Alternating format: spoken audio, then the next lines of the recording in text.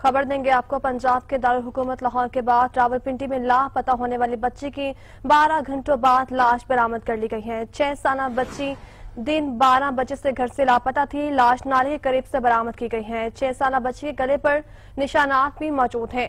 नामालूम मुलजिमान ने अलीना को गला दबाकर फंदा डाल दिया है। बच्ची के वालिद की जानिब से बयान दिया गया है। खबर दे रहे हैं आपको रावलपिंडी से, जहां रावलपिंडी में लापता होने वाली बच्ची की 12 घंटों बाद लाश बरामद कर ली गई है। 6 साल बच्ची दिन 12 बजे से घर से लापता थी। लाश नाले के करीब से बरामद की गई है।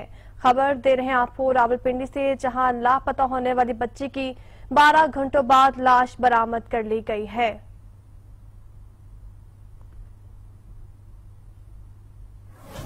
छह साल बच्ची दिन 12 बजे घर से लापता थी। लाश नाले के करीब से बरामद की गई है।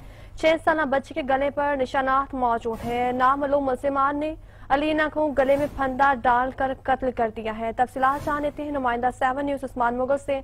उस्मान मुगल, बताएगा बच्ची के वालिद का मज़ीद क्या कहना है? जी देखें, ये रावलपिंडी में थाना मंदरा का इलाका है, जहां से गुज़श्ता रोज लापता होने वाली 5 साल जो बच्ची थी, उसकी जो लाश है वो 12 घंटों के बाद जो वो बरामद कर ली गई है। 6 साल बच्ची के गले पर निशानात जो है वो मौजूद हैं और इस हवाले से जो कमसिन बच्ची है उसके वालिद का ये कहना है कि कमसिन बच्ची को जो है वो गले में फंदा डालकर जो है वो कत्ल किया गया है और लाश जो है वो पड़ोसी तसव्वुर हुसैन के घर से निकलने वाले जो पानी था उससे जो है वो बच्ची की लाश बरामद की गई है। और थाना मंदरा पुलिस ने वाकई का जो मुकदमा था वो कमसिन बच्ची के वालिद जब्बार हुसैन की मुद्दत में दर्ज कर दिया और पुलिस का ये कहना है कि इर्द गिर्द जो कैमराज मौजूद हैं उनकी फुटेज हासिल की जा रही है और जल्द मुलजिमान को जो है वो गिरफ्तार भी कर लिया जाएगा। ठीक है उस्मान मुगल, ये भी बताएगा मुलजिमान की गिरफ्तारी के लिए पुलिस का क्या कहना है?